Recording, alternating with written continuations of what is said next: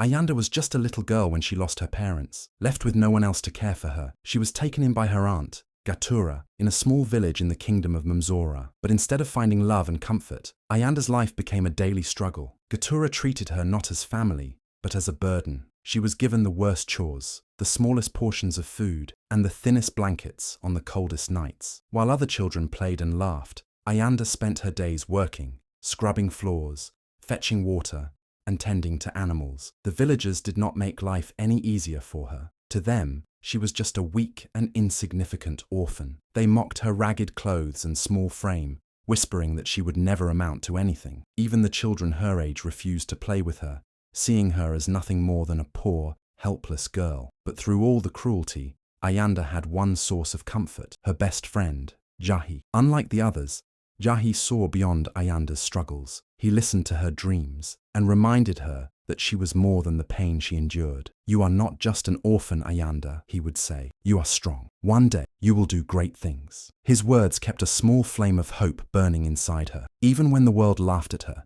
even when hunger and exhaustion made her want to give up, she held on to the belief that one day her life would change. But for now, she remained the orphan of Mzora, struggling to survive in a place that had no kindness for her. From the moment Ayanda could walk, Gatura made sure she worked. Every morning before the sun rose, Ayanda was already fetching water from the river, her small hands struggling to carry the heavy clay pot. She swept the floors, washed clothes, cooked meals, and tended to the animals. But no matter how much she did, it was never enough. Gatura always found a reason to scold her, calling her lazy and useless. While other children went to the village school, Ayanda was left behind. "Education is not for beggars like you," Gatura would sneer whenever Ayanda asked to learn. She watched from a distance as children her age read from wooden tablets, their voices filling the air with words she could not understand. The thought of never learning made her heart heavy, but she had no choice. The villagers treated her no better. They laughed at her ragged clothes and sunken cheeks. Some called her a cursed child, a girl with no future. The market women chased her away whenever she tried to listen to their stories,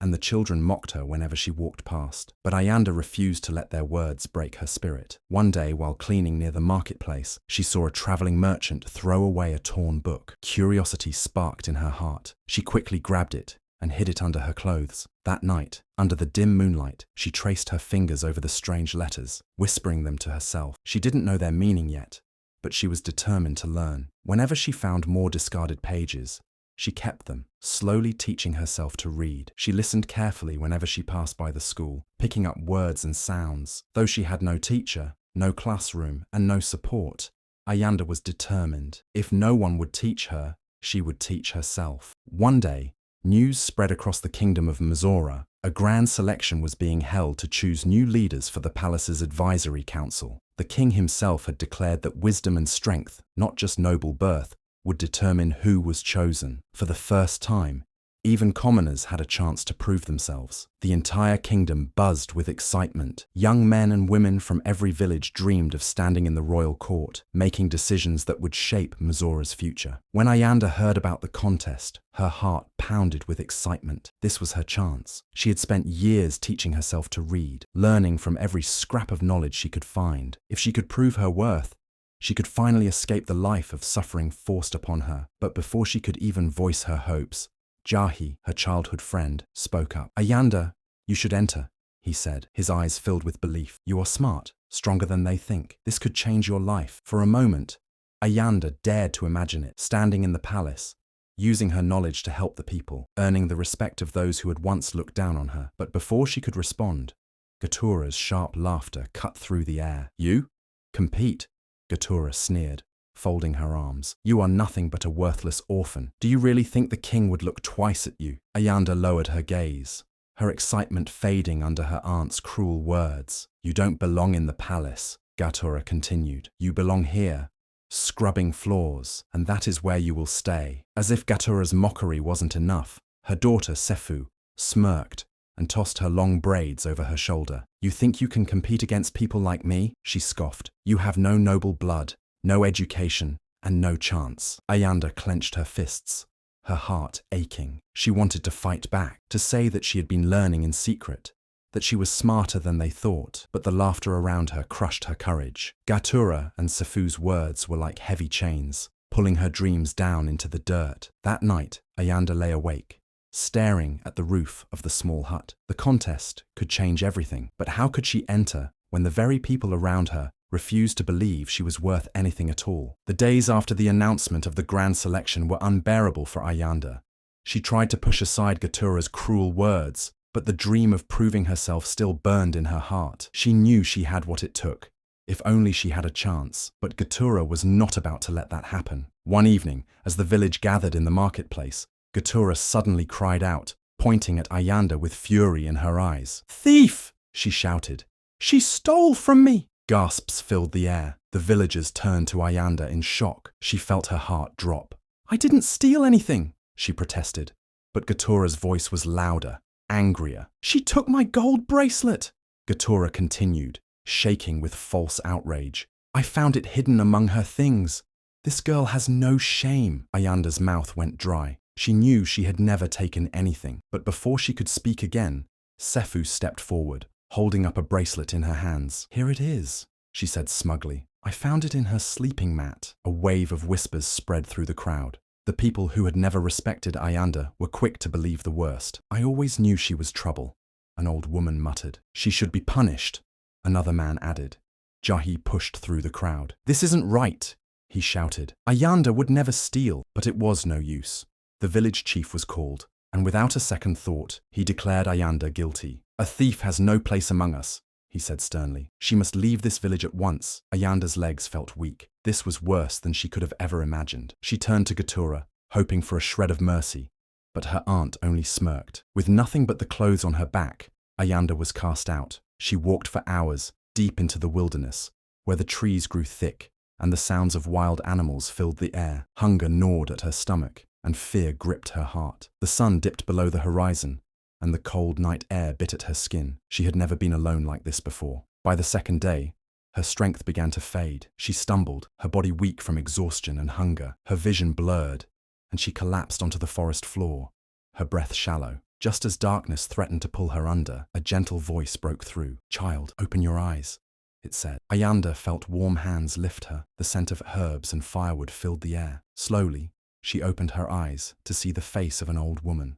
Her deep-set eyes filled with kindness. "You are stronger than they think," the woman said softly. "And your journey is not over yet." Ayanda didn't know who she was, but she felt safe. And for the first time in days, she dared to believe that maybe, just maybe, fate had not abandoned her yet. Ayanda woke up to the soft crackling of firewood and the scent of warm herbal tea. She was lying on a mat inside a small hut, her body weak but safe. The old woman who had saved her sat nearby, grinding herbs in a wooden bowl. "You are awake," the woman said with a gentle smile. "I am Mamanya. You are lucky the forest did not take you." Ayanda tried to sit up, her body aching from hunger and exhaustion. "Thank you," she whispered. She had no idea how she had ended up in this place, but she felt a strange sense of peace. Over the next few days, Mama Nia cared for her, feeding her nourishing soups and tending to her wounds. Slowly, Ayanda regained her strength, but more than just healing her body, Mama Nia began to teach her things she had never learned before. "Survival is not just about strength," Mama Nia told her one evening as they sat by the fire. "It is about wisdom, patience, and knowing when to strike." She taught Ayanda how to build shelter, how to find food in the wild, and how to read the stars to navigate. She showed her how to use plants for medicine and how to listen to the whispers of the wind to sense danger. Ayanda absorbed every lesson like a dry land soaking up rain. For the first time in her life, she felt powerful, not because of wealth or status, but because of what she knew. One day, as they were gathering herbs near a river, Mama Nia tested her. "What will you do if a stronger enemy comes for you?" Ayanda thought for a moment before answering. "I will not fight blindly. I will watch, learn their weaknesses, and strike when the time is right." Mama Nia smiled. "Good, you are learning." As weeks passed, Ayanda discovered something even greater within herself. She had a natural ability to strategize, to think ahead, to see patterns where others did not. She practiced negotiating with traders who passed through the forest, learning how to use her words to get what she wanted. One evening, as they sat by the fire, Mama Nia shared an old prophecy. Long ago, it was said that a forgotten child would rise to rule Mzora, a child cast aside, underestimated by all, but destined for greatness. Ayanda listened intently, her heart beating faster. Could it be? Could the prophecy be about her? Mama Nia looked deep into her eyes. Do not fear your past, Ayanda. Your pain has only prepared you for what is coming.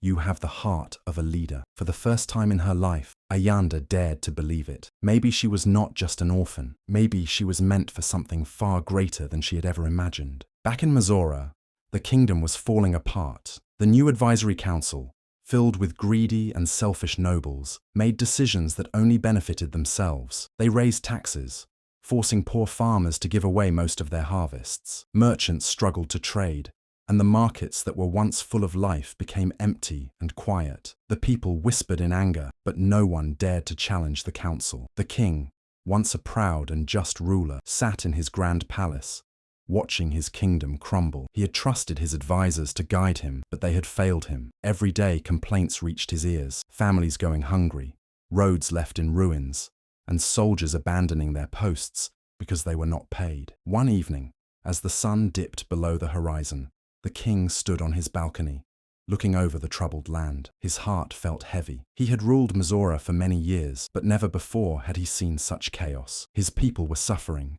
and it was because he had allowed the wrong men to stand beside him. I cannot let this continue, he murmured to himself. The next morning, he summoned his most trusted messenger. Send word across Mzora, he commanded.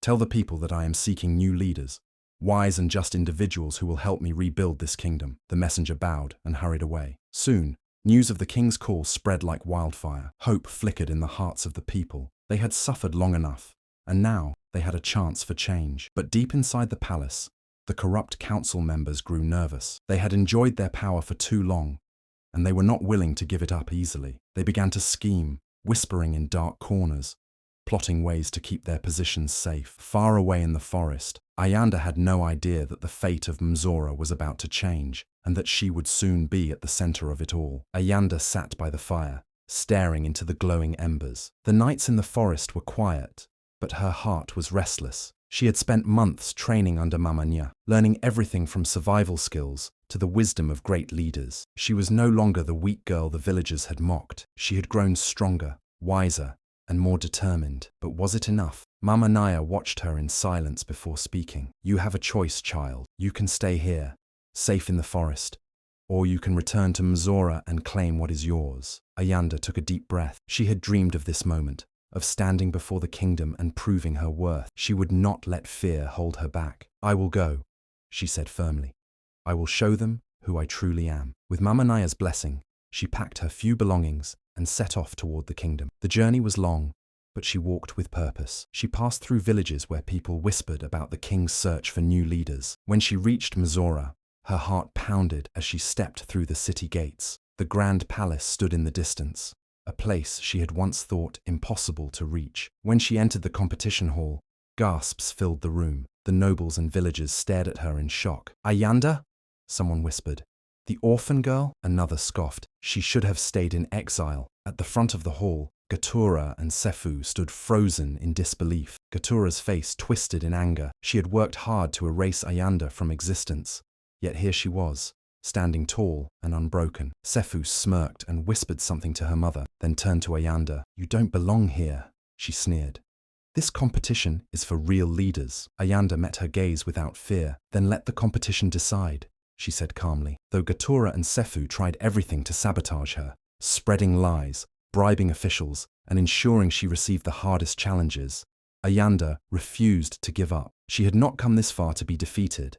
No matter what they did, she remained steady, focused, and ready to fight for her place. The competition was set to last for weeks, with each test designed to challenge intelligence, endurance, and leadership. The grand hall buzzed with tension as the candidates gathered, each eager to prove their worth. Nobles from wealthy families stood tall in their fine robes, confident in their status. Among them was Sefu, smirking as she eyed Ayanda with disdain. The first trial tested intelligence. The king's advisors presented complex riddles and problems about governance, trade, and justice. Many candidates struggled, relying on rehearsed answers, but Ayanda approached each question with sharp thinking and logic. She spoke with confidence, drawing from the lessons Mama Nya had taught her and the books she had secretly studied as a child. Her answers surprised even the king, who leaned forward with interest. Then came the endurance test. The candidates were sent on a grueling journey through the rocky hills outside the city. They had to navigate dangerous terrain, find food, and return with an important relic hidden deep in the forest. Many noble candidates, including Sefu, complained, unused to hardship, but Ayanda, who had survived exile and trained under Mamania, moved swiftly, her body strong from months of survival training. She used her knowledge of the land, finding shortcuts and avoiding traps. When she returned before most of the others, murmurs of disbelief filled the crowd. Gatura and Sefu, furious at Ayanda's success, resorted to sabotage. They bribed palace servants to tamper with her food, hoping to weaken her before the leadership test. They spread rumors to turn others against her, but Ayanda remained focused. She had endured worse, and she would not let fear or deception break her. The final test arrived, a test of leadership. Each candidate was given a difficult situation to solve: famine, war, or a village in crisis. Many of the nobles gave answers filled with empty promises and selfish plans. When Ayanda spoke, she didn't rely on wealth or power. She spoke from experience, offering real solutions that put the people first. Her words resonated with the crowd, and even the king nodded in approval. Despite every attempt to bring her down, Ayanda proved herself again and again. She wasn't just surviving, she was winning. The grand hall was silent as the king announced the final trial. Each candidate was given a serious challenge to solve, a crisis that the kingdom faced. Some were given military conflicts, others were asked how they would handle trade disputes. When Ayanda's turn came, her challenge was the most urgent: how to restore the kingdom's failing food supply. For years, famine had spread across the land, due to poor planning by the corrupt advisors. Crops failed, and merchants hoarded food to sell at high prices. The people suffered while the rich grew richer. Many candidates proposed heavy taxes on the merchants or importing food from other lands, but Ayanda had a different idea. She suggested investing in the farmers themselves, providing them with better tools, training, and fair market prices. She spoke with passion, sharing strategies she had learned from Mamania and her own experiences surviving in the wilderness. Her words struck a chord with the king. He leaned forward, listening intently. The crowd murmured in agreement. For the first time, it seemed like someone truly understood the struggles of the common people. The king nodded in approval, and it was clear that Ayanda had won his favor, but Gatura refused to let Ayanda succeed. In desperation, she stood up and pointed a shaking finger at her. "This girl is no ordinary girl," she shouted. "She uses dark magic. How else could an orphan defeat nobles in a test meant for the kingdom's best?" Gasps filled the hall. Whispers of fear and doubt spread like wildfire. Sefu smirked, standing beside her mother, adding fuel to the lie. She disappeared for years, and suddenly returned with great wisdom. What if she learned forbidden spells in the wilderness? Ayanda's heart pounded, but she refused to be afraid. She had worked too hard to let lies destroy her now. The king, though hesitant, turned to his advisors. They whispered among themselves before one of them stepped forward. "If she truly possesses wisdom,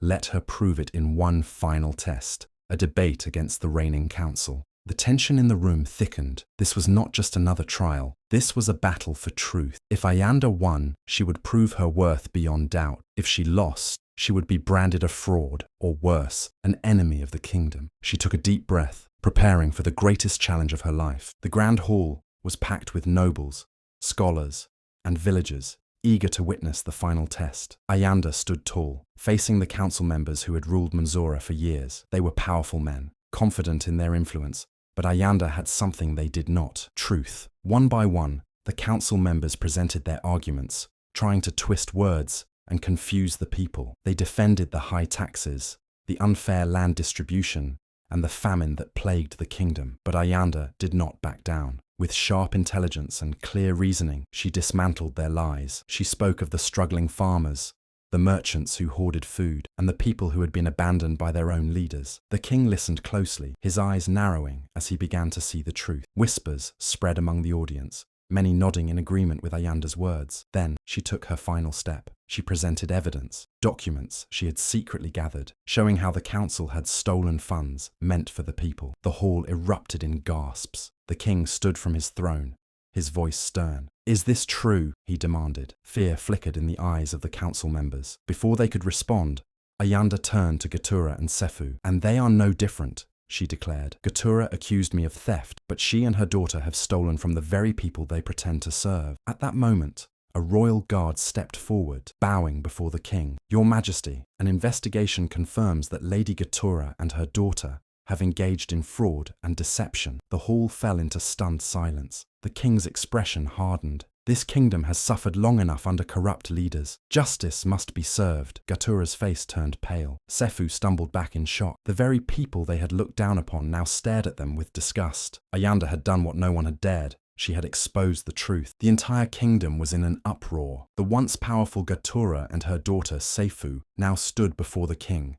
their heads bowed in shame. The very people who used to admire them now looked at them with disgust. The evidence against them was undeniable. They had lied, cheated, and tried to destroy Ayanda, but in the end, their own greed had led to their downfall. The king's voice echoed through the grand hall. For your crimes against the people of Mizora, you are stripped of your titles and exiled from this land. You will never again bring harm to this kingdom. Gatura fell to her knees, pleading for mercy. But the king's decision was final. The guards escorted her and Sefu out of the palace, their fine clothes now covered in dust, as they were led to the outskirts of the kingdom. The people they once ruled over now whispered about their disgrace. Meanwhile, Ayanda stood tall, watching as justice was served. The same villagers who had once mocked her now cheered her name. They had laughed at her weakness, ridiculed her dreams, but now they saw the truth. She was stronger than any of them had ever imagined. The king turned to the crowd, his voice filled with admiration. The prophecy of the forgotten child has come to pass. Ayanda,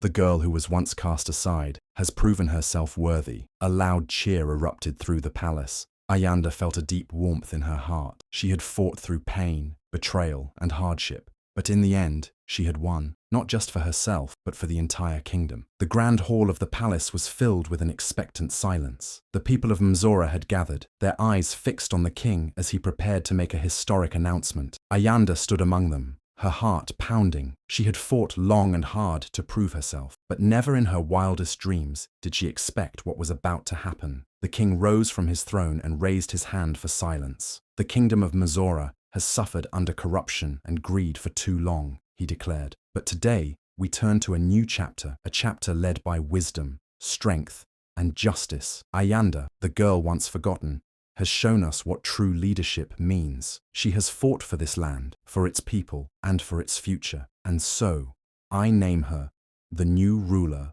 of Mizora. A stunned silence filled the room before the people erupted into cheers. Ayanda's eyes widened in shock. She could hardly believe what she had just heard. The same villagers who once laughed at her now bowed before her, chanting her name with admiration. Dressed in royal robes, Ayanda ascended the throne, her heart filled with gratitude and determination. She had been beaten, betrayed, and cast aside, but fate had the final say. She vowed to rule with fairness and kindness, ensuring that no other orphan or poor child would suffer as she once did. Under her rule, Mizora changed. Education became accessible to all, and opportunities were given to those who had been ignored for too long. The people who once mocked her now looked up to her with respect. As Ayanda looked out over the kingdom, she smiled. She had once been a helpless girl with no power, but now she was Queen Ayanda, the ruler of Mizora, the girl who defied fate, and the woman who changed history forever. Ayanda's first journey as queen was not to the royal chambers or the council halls,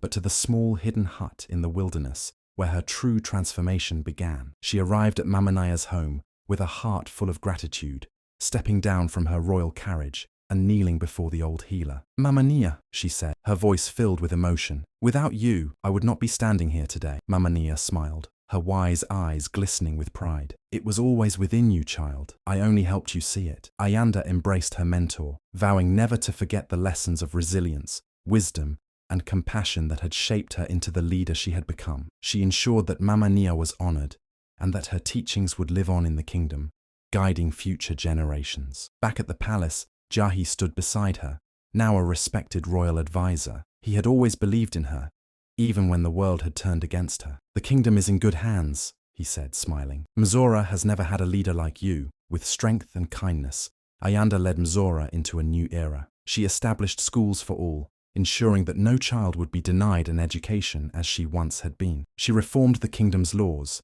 making sure justice was served fairly, and she welcomed the voices of the people into decisions that affected their lives. The same villagers who once laughed at her now looked up to her with admiration. They had seen her rise from nothing, and in her, they found hope. Ayanda had not just survived, she had triumphed. As she stood on the palace balcony, looking over the land she now ruled, she felt the wind brush against her face. It carried whispers of the past, of the struggles she had endured, but also of the strength she had gained. Ayanda, the orphaned girl who had once been forgotten, had become the greatest ruler Mzora had ever known. As the sun set over Mzora, the people gathered in the great square, their voices rising in song and celebration. The orphan girl they once mocked was now their beloved queen, and they rejoiced in the wisdom and kindness she brought to the kingdom. Ayanda stood before them, not as the weak, forgotten child of the past, but as a ruler who had endured suffering and emerged stronger. She looked over the crowd, seeing the same faces that had once ridiculed her, now filled with admiration and respect. Her journey had been painful, but it had shaped her into the leader she was meant to be. She raised her hand, and the crowd fell silent. "Let this be a lesson to all," she said, her voice clear and strong. "Do not laugh at the struggles of the weak, for fate has a way of turning tables. Kindness, wisdom, and resilience will always rise above cruelty and greed." The people of Mzora cheered, their hearts full of pride for their new queen. Under Ayanda's rule, the kingdom flourished. She ensured that no child would be denied education, no orphan would suffer as she had, and no leader would rule with corruption. Her name would be remembered for generations, not just as a queen, but as a symbol of resilience, justice, and hope. Ayanda's story was no longer one of suffering, but of triumph, and so her legacy began, written not just in the history of Mzora, but in the hearts of its people forever.